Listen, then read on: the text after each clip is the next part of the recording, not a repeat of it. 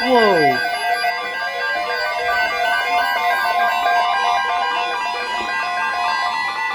Severe thunderstorm watch number 512 remains in effect until 10 p.m. Central Daylight Time, and now includes the following counties: Walker, Alabama. Well, it's for Walker. Remember, a severe thunderstorm watch means the conditions are favorable for the development of severe weather, including large hail and damaging winds in and close to the watch area.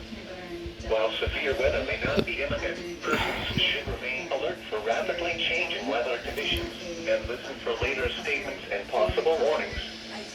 Stay tuned to NOAA weather radio, commercial radio and television outlets, or internet sources for the latest severe weather information.